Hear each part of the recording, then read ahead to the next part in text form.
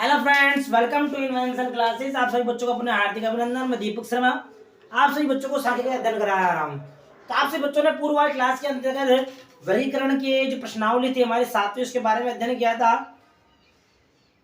प्रश्नों के माध्यम से हमने जानकारी प्राप्त की थी। हमने अपना कितना पढ़ा, आपने कितनी जानकारी प्राप्त करी, उसी के बारे में अध्ययन किया था। आशा करता हूँ आपने सही प्रश्नों के उत्तर के जवाब सभी सही दिए होंगे, कोई दिक्कत नहीं आई होगी। आगे आज हम नए अध्याय के बारे में अध्ययन करेंगे। आज का हमारा 8वां अध्याय चलेगा सारणियन अर्थात टैबुलेशन। तो सभी विद्यार्थी हेडिंग डाल लीजिए सारणियन टैबुलेशन। 8वां अध्याय चल रहा है बच्चों। 8वें अध्याय का नाम है सारणियन टैबुलेशन, जिसे कहा जाता है TABULATION। सारणियन होता क्या है, उसी के बारे में आज जानकारी प्राप्त करेंगे कि टैबुलेशन किसे कहा जाता है, इसमें होता क्या है, इसका मीन्स क्या बताया गया है। उन्हीं बिंदुओं के बारे में आज जानकारी प्राप्त की जाएगी। जानकारी प्राप्त करने से पहले आप सभी विद्यार्थियों को मैं बता दूं, हमारे चैनल ज्यादा से ज्यादा विद्यार्थी शेयर कीजिएगा, सब्सक्राइबर कीजिएगा, बेल आइकन बटन को अवश्य दबाइएगा। और कुछ अन्य प्रश्नों के बारे में जानकारी प्राप्त करनी हो तो कमेंट की सहायता लीजिएगा। ठीक है बच्चों, पुनः हमारे बिंदु पर चलते हैं। आज का जो हमारा बिंदु रहेगा, नया टॉपिक, नया अध्याय, नई जानकारी, नई सूचनाएं। तो आज का हमारा बिंदु सारणियन टैबुलेशन अध्याय 8वां है। वैसे जो समंकों का जब वर्गीकरण कर लिया जाता है तो वर्गीकरण के पश्चात जो नई विधि आती है, जो नया तरीका आता है, वह हमारा सारणियन कहलाता है। इन समंकों को बांटने के पश्चात उन्हें सही प्रकार से जब व्यवस्थित किया जाता है, सामान्य डेफिनेशन हो गई हमारी ये कि समंकों को विभिन्न वर्गों में बांटने के पश्चात जब उन्हें व्यवस्थित रूप से रखा जाता है, प्रस्तुत किया जाता है, उसे टैबुलेशन कहा जाता है। ये सामान्य जानकारी हो गई, सामान्य इसका अर्थ भी हो गया कि टैबुलेशन किसा कहा जाएगा। तो पहले एक सामान्य परिचय जान लेते हैं। इंट्रोडक्शन कहने का तात्पर्य, टैबुलेशन का क्या परिचय बताया गया है, अर्थात टैबुलेशन के बारे में क्या बताया, टैबुलेशन होता क्या है, इसका उपयोग क्यों किया जाता है। ठीक है बच्चों, तो मेरे साथ साथ लिखते रहना। समंकों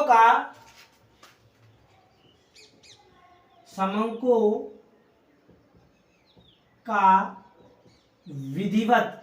विधिवत से तात्पर्य है क्रमबद्ध रूप से, तरीकों से, जिस प्रकार से उनका वर्गीकरण किया जाना चाहिए, जिस प्रकार से उनकी कार्य प्रणाली संचालित की जाए, उसी के अनुसार कहने का तात्पर्य है समंकों का विधिवत वर्गीकरण करने के पश्चात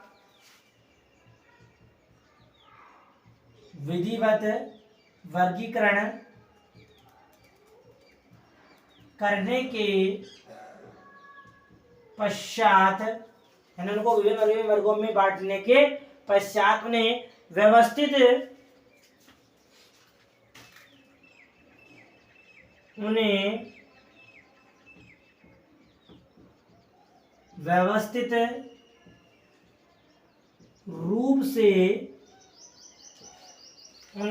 रूप से इस प्रकार प्रस्तुत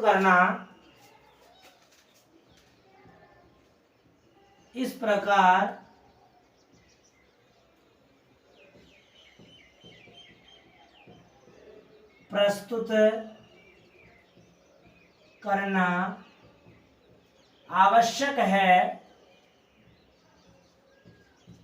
समंकों का विधिवत वर्गीकरण करने के पश्चात उन्हें व्यवस्थित रूप से इस प्रकार से प्रस्तुत करना आवश्यक है कि उन्हें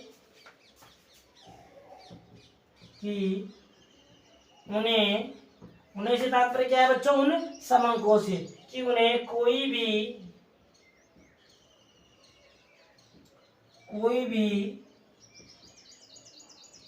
साधारण व्यक्ति सरलता से समझ सके।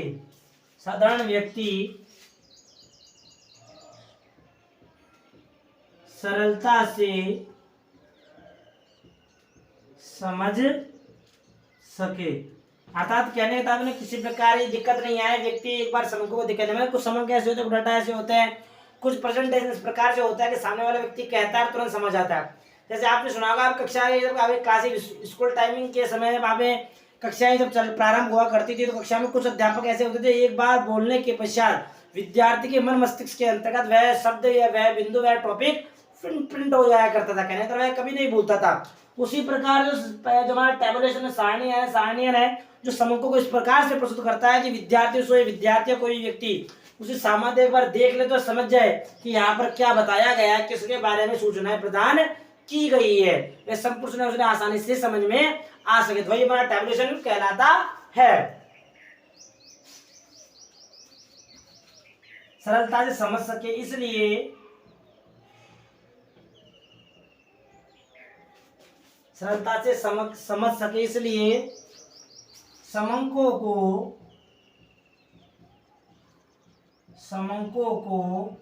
सरलता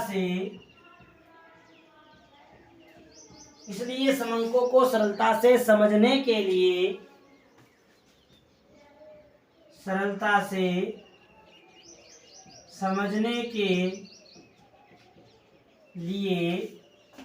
सारणियों में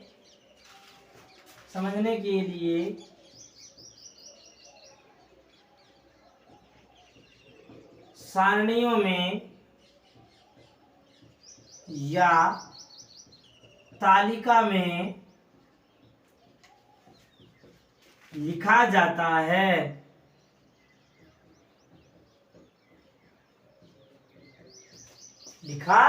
जाता है जिससे वे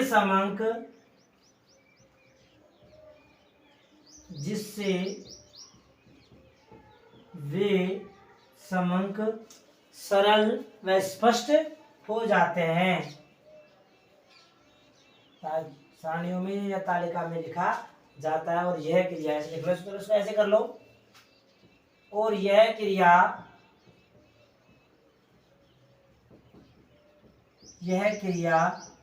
सारणियों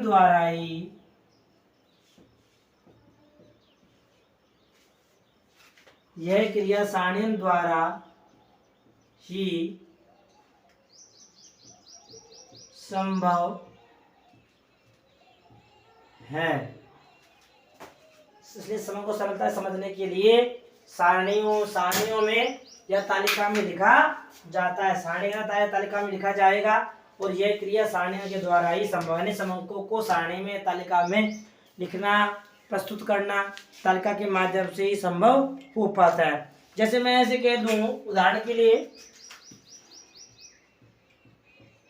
जनसंख्या संबंधित कोई आंकड़े हैं, बच्चों जनसंख्या के से संबंधित कोई आंकड़े हैं, जनसंख्या से संबंधित आंकड़े, तो जनसंख्या से संबंधित आंकड़े आप प्रस्तुत करूंगा तो प्रस्तुत करने से पहले से तालिका बनाऊंगा। जैसे मैंने यहाँ बना ली जनसंख्या,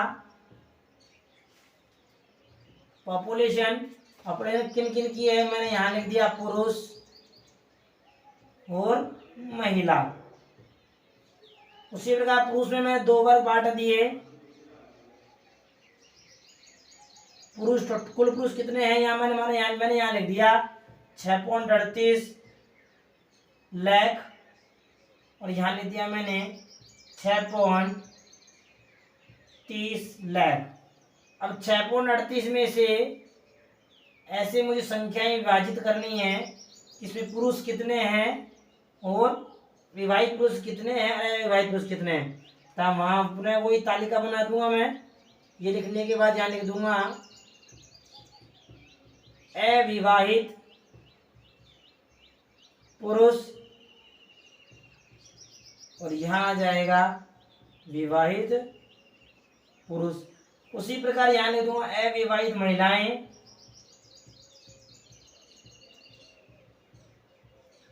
महिला विवाहित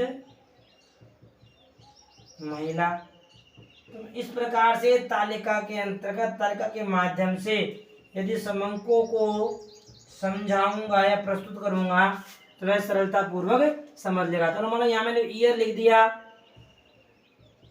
जनगणना 2001 के अनुसार, जनगणना 2011 के अनुसार, जनगणना 2000 जो भी चलेगी उसके अनुसार मैं यहाँ समंक प्रस्तुत कर दूंगा, तो विद्यार्थी को समझने में सरलता रहेगी और वह तुरंत आकलन कर सकता है कि किस किस वर्ष में कितनी कितनी आबादी थी, विवाहित पुरुषों की संख्या कितनी थी अविवाहित। उसी प्रकार साक्षर के रूप में अन्य रूप में तालिका के माध्यम से समंकों को प्रस्तुत करके सरल बनाया जा सकता है। समझ में आ गया? ये हमारे एक सामान्य परिचय, सामान्य डेफिनेशन होगी समंकों की, सारणियन की। तो पहले इसको लिख लीजिए, फिर समंकों का अर्थ जान लेते हैं, इसका क्या अर्थ बताया गया। सभी विद्यार्थियों ने स्क्रीनशॉट लेना। सभी विद्यार्थी एक बार इसका आगे दर्द करता है आगे बिंदु के बारे में। लिया स्क्रीनशॉट? बहुत अच्छी बात। चलिए आगे चलते हैं इसके अर्थ के बारे में, इसका क्या अर्थ बताया गया है। सारणियन का अर्थ हेडिंग डाल लीजिए सभी विद्यार्थी।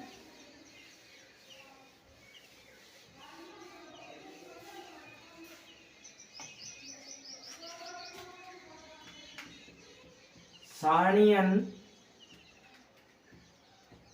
का अर्थ, एक सामान्य शब्दों में सारणियन का क्या अर्थ बताया गया है। वैसे देखा जाए तो समंकों को जो क्रमबद्ध तरीके से एकत्रित करके उन्हें सारणियों में जो प्रस्तुत किया जाता है उसे ही सारणियन कहा जाता है। तो देखिए इसमें सारणियन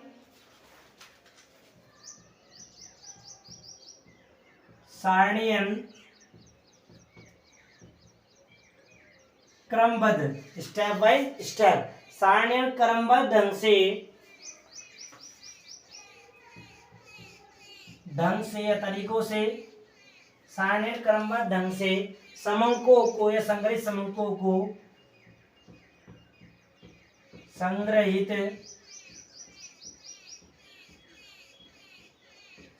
समंकों को एकत्र किया गया है। संग्रहित समंकों को खानों व कॉलम और रो कहने के, तो रो और कॉलम कहने का तात्पर्य है खानों व पंक्तियों में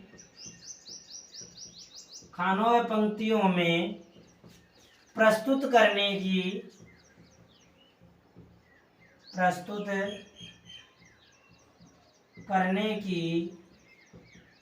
रीति है। ये सामान्य हो गया कि सारणियन जो है क्रमबद्ध तरीके से, स्टेप बाय स्टेप तरीके से संग्रहित समंकों को खानों व पंक्तियों में प्रस्तुत करने की रीति है, जिसे ही सारणियन कहा जाता है। अब अनेक विद्वानों के अनुसार परिभाषाएं व्यक्त की गई है, परिभाषाएं बताई गई है, तो उन विद्वानों के अनुसार परिभाषाएं जान लेते हैं। तो लिखिए प्रमुख विद्वानों के अनुसार, प्रमुख विद्वानों के अनुसार सारणियन का क्या अर्थ है, क्या परिभाषा बताई गई है। तो सबसे पहले लिखते हैं प्रोफेसर ब्लेयर के अनुसार, नंबर फर्स्ट डाल लीजिए। प्रोफेसर ब्लेयर के अनुसार, प्रोफेसर ब्लेयर ने क्या परिभाषा कही है, तो उस परिभाषा को जान लेते हैं। तो देखिए मेरे साथ साथ,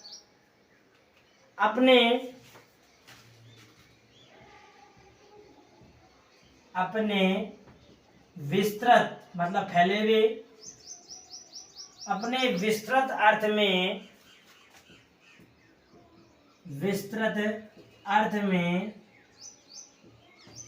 सारणियन,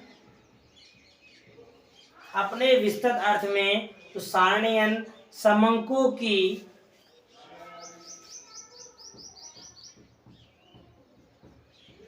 समंकों को खानों व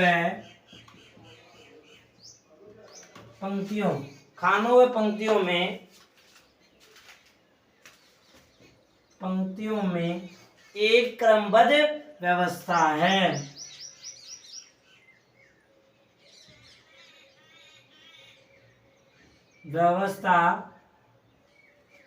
अपने स्तर में सारणियन समंकों को खानों व पंक्तियों में एक क्रमबद्ध व्यवस्था है,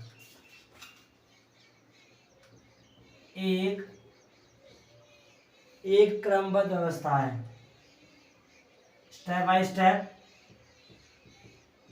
व्यवस्था है। यानी समूहों को क्रमबद्ध रूप से जमाना ही सारणियन कहलाता है। किसने कहा था? Professor Blair. सबसे छोटी परिभाषा बताई ब्लेयर ने कि जब समंक जो होते हैं समंकों को सारणियन में समंकों को खानों में पंक्तियों में क्रमबद्ध रूप से व्यवस्थित रूप से लिखना है, तरीकों से जमाना ही सारणियन कहलाता है। सेकंड परिभाषा लिखिए प्रोफेसर एल.आर. कॉर्नर के अनुसार, प्रोफेसर एल.आर. कॉर्नर के अनुसार, प्रोफेसर एल.आर. कॉर्नर ने क्या बात बताई है, क्या तथ्य कहे हैं उनको भी जान लेते हैं। देखिए इसमें सारणियन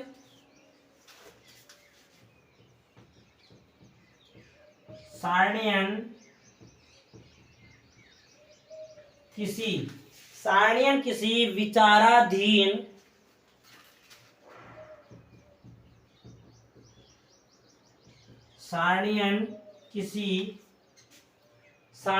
विचाराधीन समस्या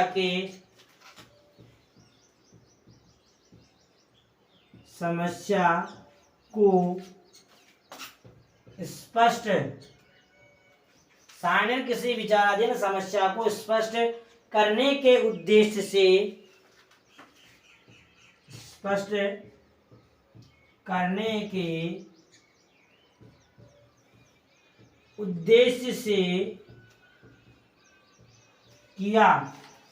से किया जाने वाला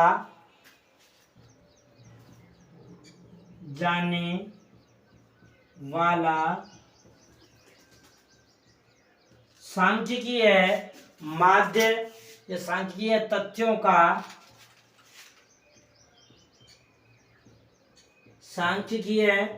तथ्यों का क्रमबद्ध व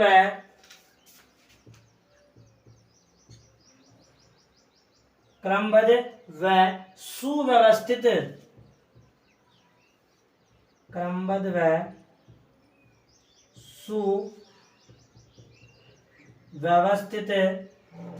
प्रस्तुतिकरण है।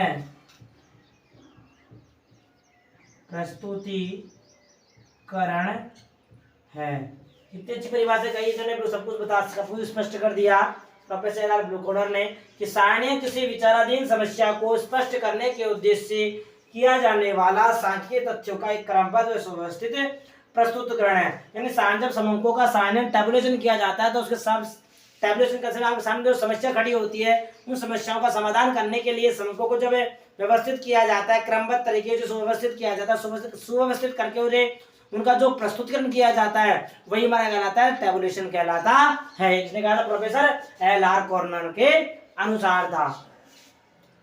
आगे लिखिए प्रोफेसर सैक्राइस्ट के अनुसार, सैक्राइस्ट ने क्या बात कही है। नंबर 3 प्रोफेसर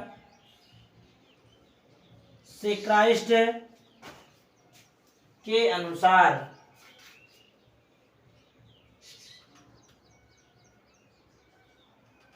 सैक्राइस्ट ने क्या बात कही, सारणी को किस प्रकार से स्पष्ट किया है उसके बारे में जान लीजिए। ठीक है, लिखिए मेरे साथ साथ, सारणी वह साधन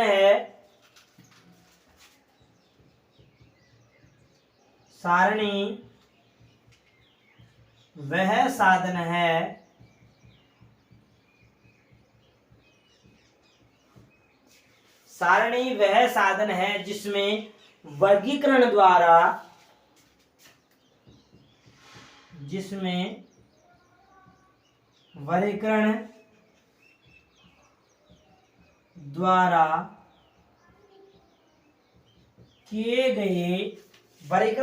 किए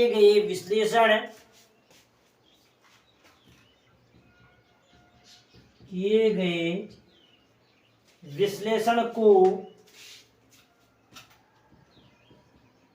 स्थायी यानी फिक्स के रूप में, वर्गीकरण द्वारा किए गए विश्लेषण को स्थायी रूप से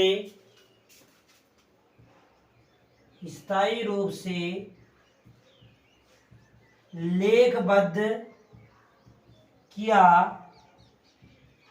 जाता है, यानी स्थायी रूप से उसे लेखबद्ध किया जाता है या लिखा जाता है, और समान व और समान व तुलनीय तथ्यों को समान व तुलनीय तथ्यों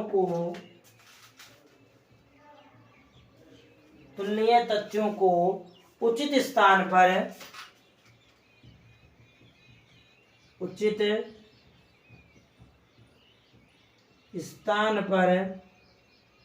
रखा जाता है।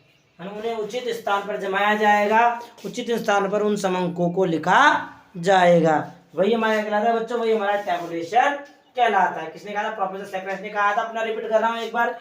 सारणी वह साधन है जिसमें वर्गीकरण के द्वारा किए गए विश्लेषण, यानी वर्गीकरण के माध्यम से आप जो विश्लेषण करते हो उनको स्थायी रूप से लेखबद्ध किया जाता है, एक फिक्सेबल रूप में उसे लिखा जाता है, और समान में तुलनीय जो तथ्य होते हैं उनको उचित स्थान पर रखा। जैसे कि आपने आवर्तीय जो होती थी, आवर्तियों को जब अपवर्जी रूप के अंतर्गत जो अंतिम वाला जो वर्ग हुआ करता था उसे किस वाले वर्ग में सम्मिलित करना है, उसमें वो सम्मिलित होने वाले मूल्य को तो उसे बताया जाता था। वर्गीकरण के अंतर्गत समान मूल्य आते, समान मूल्य को किसमें सम्मिलित किया जाएगा, उन सभी बिंदुओं के बारे में जो लिखा जाएगा, प्रस्तुत किया जाएगा तर्क के माध्यम से, वही हमारा कहलाता है बच्चों सारणियन कहलाता है।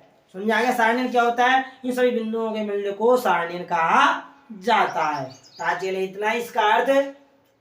ठीक है बच्चों, अच्छी तरह याद कर लेना, समझ लेना। एग्जाम में कई बार प्रश्न पूछ लेता है, विद्वानों के अनुसार परिभाषाओं को जानकारी प्राप्त कर लेता है। प्रमुख परिभाषा में लिखा दिए जो मेन थी आपके लिए कहने का तात्पर्य। आगे अध्ययन करें आगे वाले बिंदु में। आगे अध्ययन करने से पहले हमारे चैनल को लाइक कीजिएगा, सब्सक्राइब कीजिएगा और बेल आइकन बटन को अवश्य दबाइएगा। ठीक है बच्चों, मिलते हैं आगे आने वाली क्लास में।